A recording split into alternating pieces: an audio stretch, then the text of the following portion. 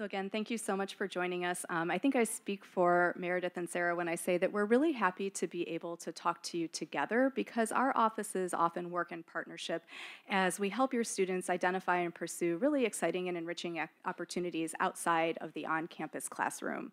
So today we're going to talk about resources that are available, how students access them, the programs that are available to students here in their first year, and then how they can really be thinking about planning both for this year and also beyond. We have a timeline here that you're welcome to take at the end of the session. It'll also be posted on the orientation site, and it outlines quarter by quarter all of the different events that we're organizing for students to take advantage of.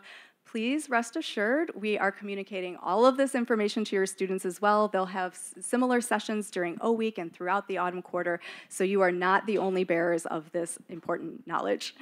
I wanted to mention too that all of this information will be available on the orientation website, not the app, but the website. And so a recording of this presentation and all of the slides, same for the other sessions, will be on the website throughout the entire upcoming year. So if you want to revisit this information, it will be available.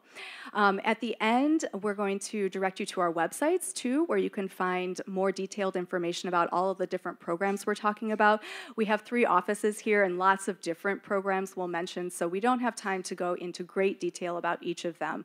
But the websites are available, and I'll put in a plug too for Family Weekend, which is October 20th through the 22nd, when we will have standalone sessions for each of our offices where we really will be able to dive into the nuts and bolts of our programmatic portfolio. So I know you haven't even left campus yet, but we're putting in a plug for you to come back and see us on Family Weekend in October if you can. This is a busy and exciting and possibly slightly overwhelming time for you and your students, but it's an exciting time for all of us too, because we know that with every entering class, it's this new group of students who are going to bring their own energies and ideas and inquisitive spirits to our program. So we're really excited to be working with your students and help them really find the right program for them at the right time. So for now, I will turn it over to Meredith, who will talk about first-year career planning. Welcome, everyone. It's great to see you all here today. I represent the Office of Career Advancement, and we're the office that helps your student navigate career paths. We help them identify which field they might be interested in pursuing, and then we help them achieve that goal so that at graduation, they have a plan in hand. Our office is actually located in this building, Ida Noyes Hall. We're on the 2nd and 3rd floors. That's where all of our programs take place. Interviews take place in this building, as well as individual advising appointments. At the University of Chicago, which you may have heard about during the admissions process, we really try to differentiate ourselves from our peer institutions by creating our own model for career advising. And what we consider the UChicago difference is working with students early in their academic careers, also providing them with specialist advising, individuals who have worked in the field that they're advising in. We also take pride in being the largest employer relations team in the country. This is a team of individuals that spend their days interacting with employers and managing those relationships so they maximize the offers they make to the University of Chicago student body, and then providing a lot of hands-on experiences, whether they're externships or treks, research opportunities, or internships, so that students are prepared for graduation. As your student may have told you, we begin with students during orientation week. When we start early on in their academic careers, we're more likely to have almost the entire class graduating with plans. So unlike other schools that tend to work with students beginning in their 3rd or 4th year, at the University of Chicago, we meet with every single first-year student during O Week, so this upcoming week. And this allows us to develop a long-term relationship with the students and make sure that every first-year student is starting at the same place, that they are all equipped to take advantage of the opportunities at the university. What this also means is that 25% of our returning seniors already have a job offer in hand. Because so many of our students are interning over the summer, they're getting full-time job offers at the end of their internship. So again, a quarter of our seniors are coming back to campus already with a job in hand. And 93% of our graduating class from last year had either secured a full-time job opportunity or acceptance into graduate professional school. So we're really proud of those statistics. There's really 7 strategies that we use specifically with first-year students to make sure that their first-year experience with our office is a successful one. And the first one is the work that we do with them during orientation week. So our office is part of the admissions umbrella, and we take data that we gather from their college application and match them with an appropriate first-year career advisor. And then they get that assignment when they get their academic advising assignment, and they meet. This year will be Tuesday of O week for an hour and a half. During that meeting, we have an entire program laid out for them, including this roadmap that you see behind me, which is a takeaway brochure for the first years. And we really talk to them about opportunities that they can participate in during their first year. Everything from a program we call Taking the Next Step in January to a fair that we have coming up in the next few weeks. It's all on here so they don't miss anything.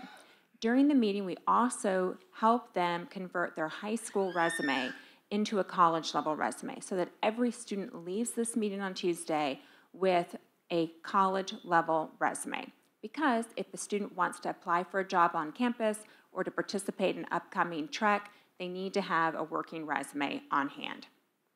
We have found that these meetings are incredibly helpful for first years because we can take the time, get to know them, and get them ready for the upcoming year. We also guarantee that every first-year student can do both an externship and a Trek. And these are all opportunities that allow students to build their professional resumes, develop a network, explore different career fields, and learn more about a given industry. These are opportunities that every first year should take advantage of if they're able. And these programs are also available to second, third, and fourth years. Students find these programs to be some of their favorite college experiences, and we keep increasing the number of opportunities available to meet demand.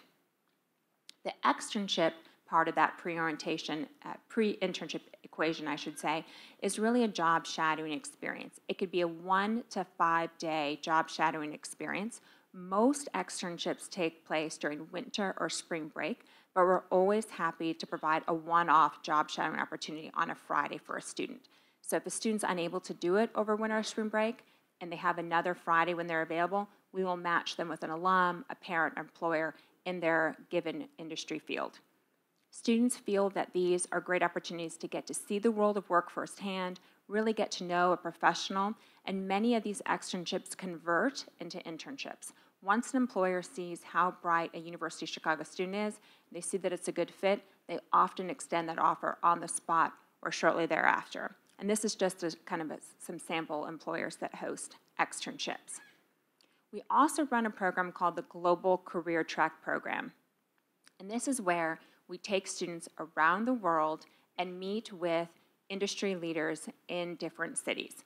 We found that this program is a great way to engage both our employers who want to hire University of Chicago students, as well as giving our students the opportunity to hear about career fields, meet with professionals in a given field, and often these opportunities also convert into internships or full-time job opportunities. You can see that we go all over the United States. We're very strong in the South, on the East Coast, and on the West Coast. Again, for an employer in Los Angeles that may not have the opportunity to come to campus to recruit, by bringing a group of 20 to 25 University of Chicago students, it allows them to recruit our students at their own organization. We also have many opportunities in Latin America. We recently ran a trek to Santiago, Chile. We go to Rio and Sao Paulo the alternate year. We go to the Middle East. We've been to Cairo multiple times. We go to Abu Dhabi and Dubai every March. We're in India. We are also very strong in Asia with treks that go about every trek opportunity to either Beijing, Shanghai, Hong Kong, and Singapore, and also to Seoul, Korea over March, and then a very strong presence in Europe as well. So there's many opportunities for students to get involved on a Trek program. In all, we run 45 Treks a year. I thought it'd be helpful if I broke out what a Trek itinerary looks like. I lifted these from real Treks we just ran. The first was a Trek for journalism, arts, and media students to Los Angeles. You can see that students spent the days really getting to know employers in this industry.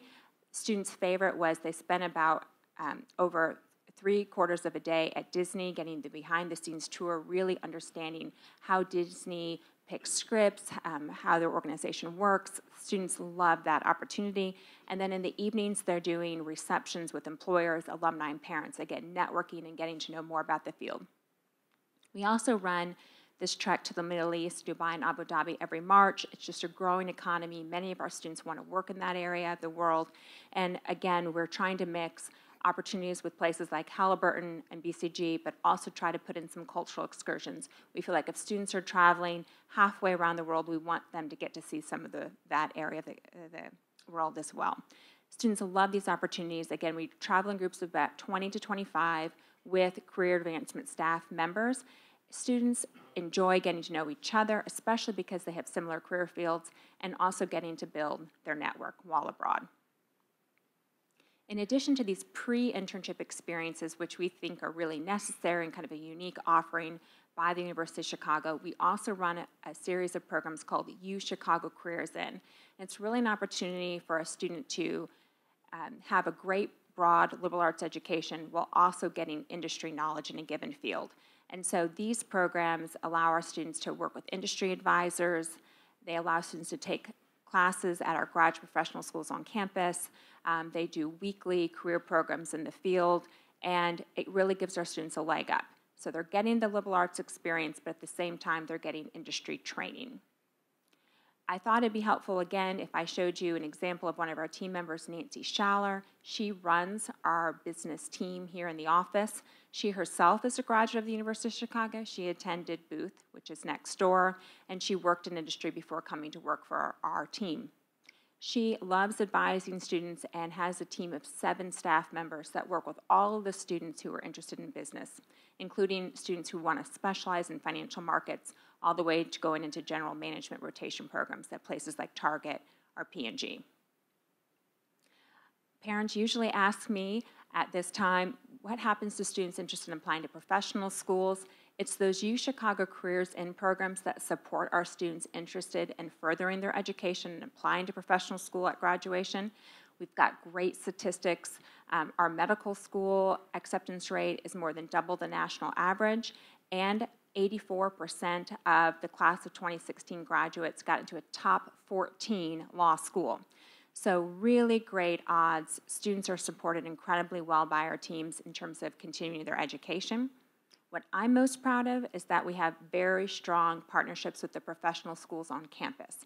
Unlike other schools where they often discourage students from going to the same institution for undergrad and grad, at Chicago, we want our students to stay. Our professional schools know that our students are some of the best in the world. So for example, Booth offers a program where you apply to Booth in your senior year of college. You get admitted, you go work for a couple of years, and you can come back with partial tuition remission and a guaranteed spot. The law school has a program where you apply early in your senior year.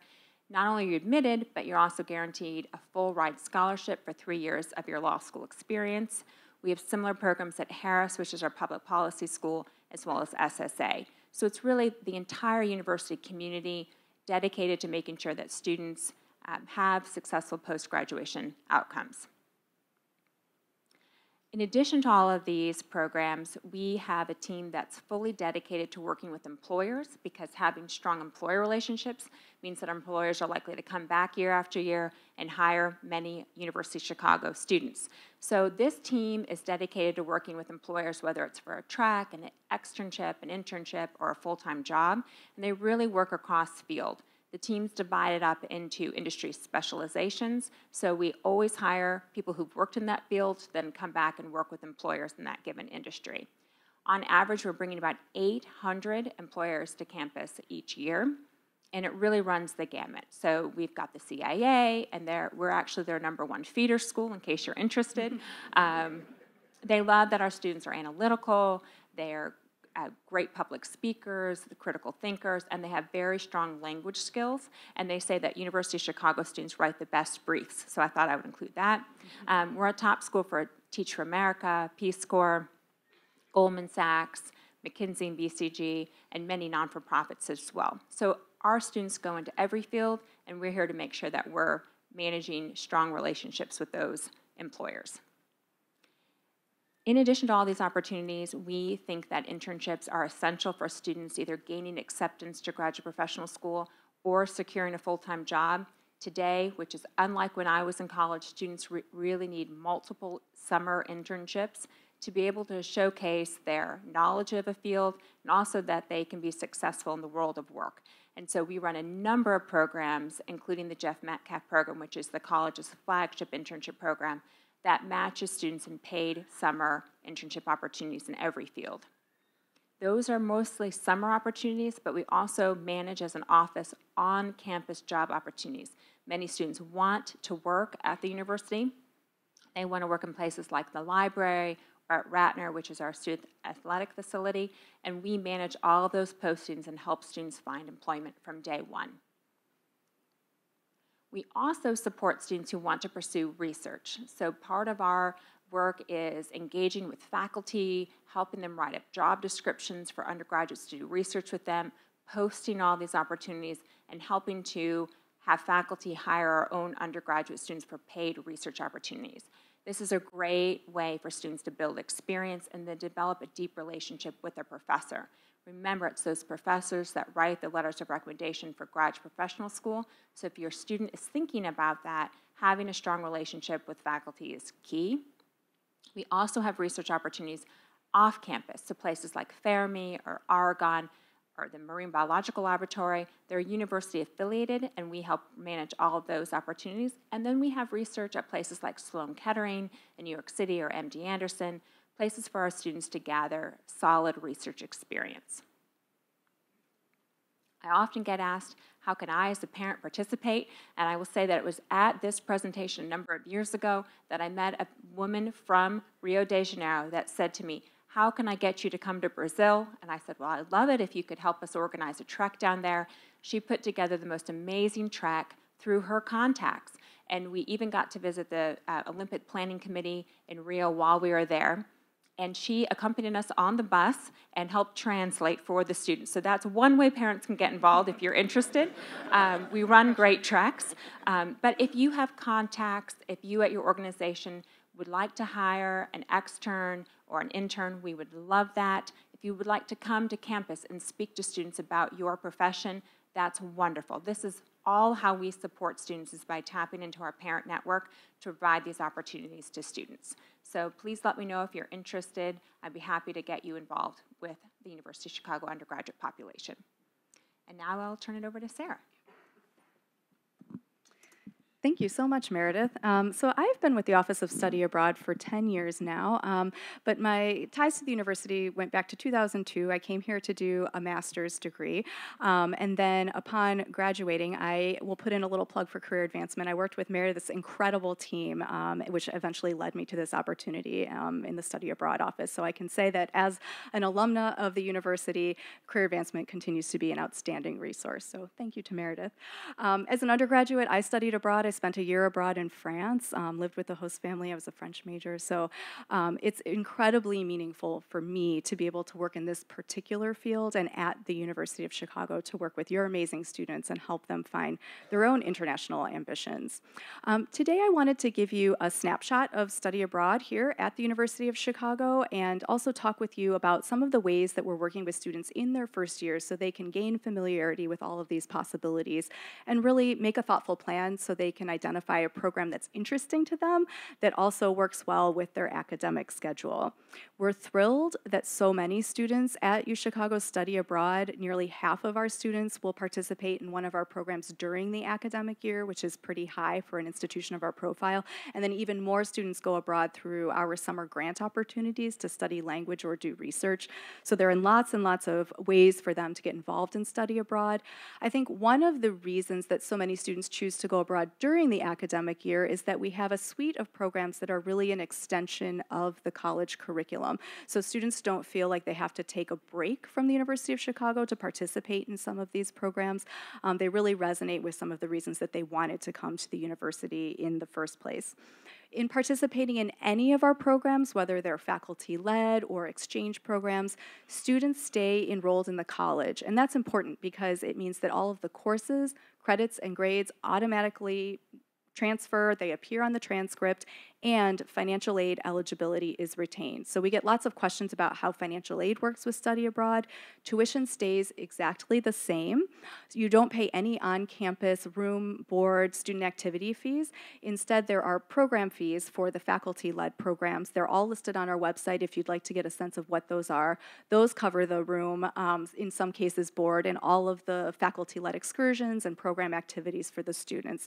So that is also an expense that's eligible for financial aid. So generally, I tell parents, if you have support for room and board expenses here on campus, that support extends to financial aid to the study abroad program fee. So that's how that works. Really, our goal is to have this be a very transparent process for students. So we want them at the time of applying to a program to know what courses they're going to get, how those will contribute to either general education, elective, or major requirements, and also how much it's going to cost. We have a diverse range of programs around the world and lots of different types of programs. So our signature faculty-led programs include the Civilization Studies programs. You might have heard about these. These are programs that allow students to complete the college's year-long civilization studies requirement, which all students complete. Normally on campus, they would take a quarter autumn, winter, and spring. Abroad, students condense that into one quarter. They work with our faculty who teach in intensive 3-week sequences, so they get 3 civ credits. In addition, they also take a 4th course in the local language. So the vast majority of these programs do not have a language prerequisite, but we feel strongly that students should be studying the local language, so they're placed into either beginning, intermediate, or advanced language of that particular location. These programs are open to about 25 students in each particular location, and we have 19 civ programs now. The number continues to grow. They're in 13 different programs worldwide. Our newest civ program we're starting begins this winter in Dakar, Senegal, so our Africanist faculty will be teaching African civ abroad in Dakar. And in that program, students will have an opportunity to study either French or Wolof, depending on what their language preference is. So those are the civ programs of the faculty-led program suite. And in addition to civs, our faculty are also teaching discipline-focused programs. We call these thematic programs, and they range from advanced mathematics in Paris. We have an astronomy program in Paris, global health program, public policy in Barcelona that we operate in partnership with the Harris School. There's a human rights program in Vienna, so there are lots of different possibilities for students who are interested in other non-civilization studies disciplines to, again, work with our faculty overseas. And Meredith talked about some of the ways that her office helps build relationships with faculty through the research opportunities. Study abroad programs with our faculty do the same thing because students are really getting to know faculty in and outside of the classroom, and we tell students that these faculty become wonderful resources for them as they think about applying to graduate or professional schools or jobs. These are people who can say not only was the student outstanding academically, but also flexible in a foreign environment, able to respond to challenges, worked well within a group. So again, great opportunities to build relationships with faculty in these exciting different cities. So those are all the faculty-led programs, but in addition, we have lots of exchange program opportunities or direct enrollment programs where students can spend an academic year or maybe even just the equivalent of a semester at one of our many partner institutions. So those programs, again, are immersive experiences. Students are studying with local faculty and local students. Many of those programs, understandably, have language prerequisites. Some do not. So if students are interested in a direct enrollment or exchange program possibility, we really want them to come talk to us, and we can help think about the institution they're interested in, what kinds of courses it might offer for their major or their minor, and whether or not they have the language skills for that particular location. Students can combine programs too, so I will say that increasingly we hear about students who might be interested in doing a civ program abroad and then maybe going abroad again in a second or third year or their 4th year to do something related to their major. So there are lots of different possibilities. And then in the summer, we have grants that are available to students who want to do intensive language study or research abroad. And these are for 8-week experiences. Students can really apply to whatever program or experience is of interest to them, and then they apply for funding through the college to help support their study abroad in the summer. We award about 100 of these every summer. The grants range from $4,000 to $5,000, and last summer we awarded 65% of the applications, so the acceptance rate is pretty strong.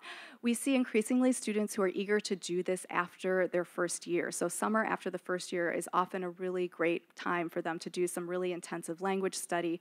And one of the great benefits of that is that it accelerates their language process, and then when they get back to campus, they can really dive into the more advanced, maybe literature courses here with their faculty here. So one of the questions that we hear a lot is about timing. What's the best time for students to study abroad? And there really isn't a one-size-fits-all model. There are lots of possibilities that I talked about. There are lots of students and majors and activities that they're involved in here on campus. So I will say that third year is still the most common year for students to study abroad, but we have some students who as early as spring quarter of their first year know what they want to do and they apply and study abroad that quarter. We have some students who wait until spring quarter of their fourth year.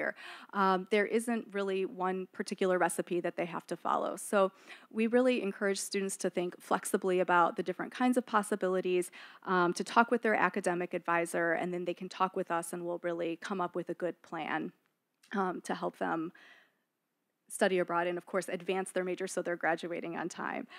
Again, as I said, meeting with their academic advisor, their career advisor, they'll be thinking about the 4-year plan for their time here in the college. And once they have a sense of what program and location they're interested in, we can help them identify application timing. Generally, students need to apply the year before they study abroad. So if your student's interested in going abroad their second year, this is really the year to be thinking about that and to apply this winter.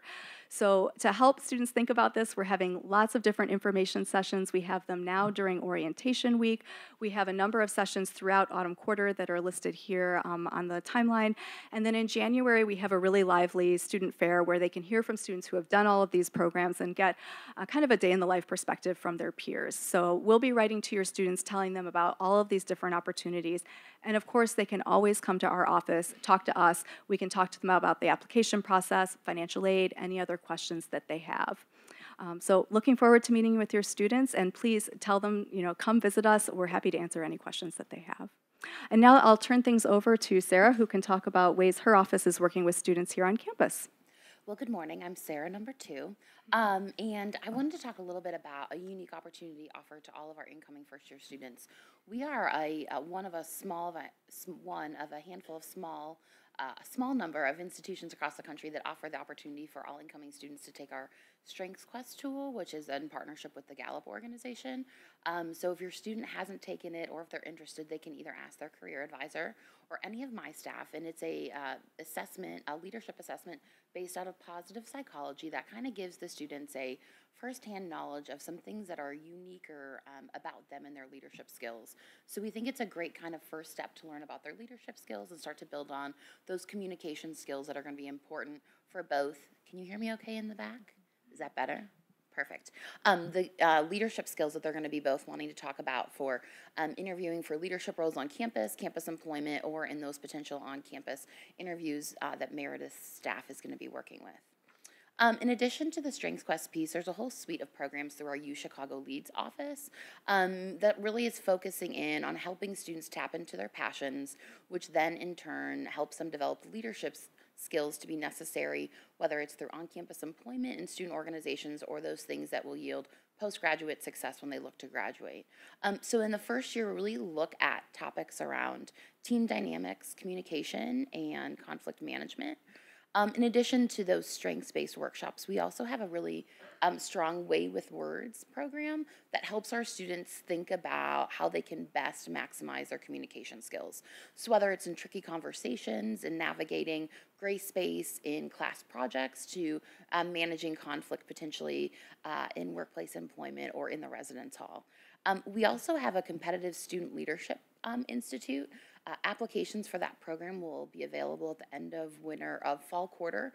It is for 45 spots for first and second year students. It's a 2-quarter long program, and it gives students an opportunity to work in a group with a peer facilitator and administrators around campus around a group leadership project.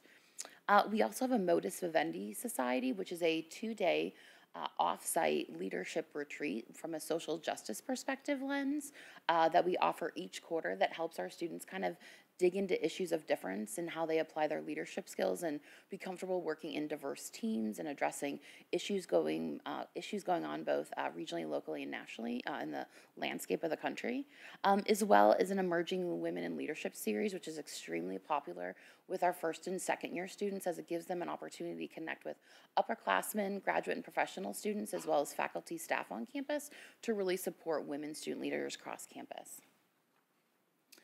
The other piece is I'm sure your students have heard about all of the RSOs or student organizations on campus, and we have about 400.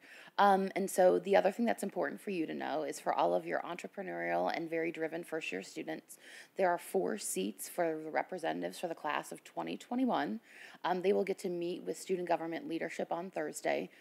When they'll be able to take applications, and then the elections will be during the 3rd week of classes. So in addition to student government, Model United Nations is extremely popular here on campus. About 300 students in the college participate in hosting a 4-day conference down at the Palmer House for 3,200 international high school delegates. We have award-winning competitive teams in debate and Model UN. We have over 40 sports clubs here on campus, as well as a huge intramural program. We have 60 groups that are just focused on civic engagement and community service. We have award-winning a cappella, dance, improv, media, and publications groups, cultural and religious organizations as well, a radio station, television station, and even a solar car team. And then for students who don't seem to quite find what they're looking for, there's an opportunity for them to start their own student organization as well here on campus. Applications for that will take place during the winter quarter, which means they've got about a quarter to kind of test out the land and see what they might be interested in starting on their own. In addition to some of the more kind of formalized opportunities, there are a number of programs and events and traditions, and I'm just going to highlight a few. And again, your students will have access to all this information, and we'll be hearing about it throughout the week, as well as into the fall quarter. So this Thursday, actually, we'll have an event called The Blueprint. Blueprint.uchicago.edu is actually our student organization and involvement platform where students can go and research on-campus involvement and leadership opportunities. So we'll have our peer advisors there to kind of help them navigate through that website, as well as answer questions about things that they're interested in getting involved with on campus. In addition, the Friday of first week, Meredith's staff and my staff partner together to do a student activities and employment fair out on the quad. So students will be able to learn about both on-campus involvement as well as on-campus employment all in one space. And they get to interact with the employers as well as the student organization leaders. And then there's some massive campus traditions that your students might start to talk about or think about checking out. So there are heritage celebrations offered through our Office of Multicultural Student Affairs, as well as really great kind of immersive programs with the Emerging Minds Project. There's an LGBTQ mentoring program, as well as multiple programs through the University Community Service Center that are both ongoing, as well as kind of drop-in opportunities. And then I just wanted to let you all know, for all the moms in the room, if you don't hear from your students during Mother's Day weekend, it's because they are participating in the largest campus tradition, scavenger hunt, or SCAV. It is a 4-day immersive, intense experience with a clue list that, depending on the Guinness Book of World Records, sometimes we're the largest, sometimes we're the second largest. So about a 600-item clue list that they'll be participating with in the house system. So they're building a clue, maybe on a road trip, but I just wanted to let you know, if you don't hear from them, that is why. And so we usually get the question of, how many things should my student be doing? How many is reasonable? And so I always say to incoming students and to their families that I always engage or encourage students to think about kind of 3 things to get involved with. One should be something that relates to their major or their career interests. So maybe they're checking out a Trek or one of the UCI programs, maybe a job on campus or research with faculty, or even a student organization that's related to their academic major or career interest. The second thing is I encourage them to think about something that will help them develop community. So where's kind of their social network? Is it getting involved with a religious or spiritual organization? Is it joining an intramural team? You know, where is that space where they can kind of take a deep breath, create some memories, and really feel a part of the community. And then the third thing is picking something that helps them kind of get outside their comfort zone a little bit.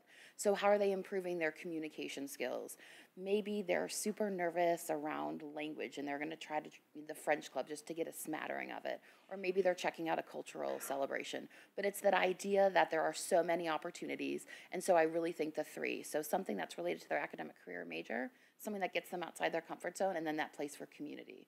And I think the other thing that's really important to know is that this is all self-paced. So there's no right time to start something or wrong time to start something. We'll have a number of students who will decide they're going to take the fall quarter, figure out their class schedule, meet with their career advisor, their academic advisor, and figure out the best place for them to study on campus. And then maybe in the winter quarter, they may kind of try to start to get their feet wet and things. So again, all self-paced, and it's really up to the student to kind of create their own path to involvement here on campus. And just as a reminder, all this information, again, is going to be up on the orientation website, as well as a recorded version of this and the slides. So for all of you who are like, oh my goodness, I missed slide number 3, it'll all be available on the website. So with that, we actually have a few minutes. We've got some time for questions. If you have questions, we'd be more than happy to answer them.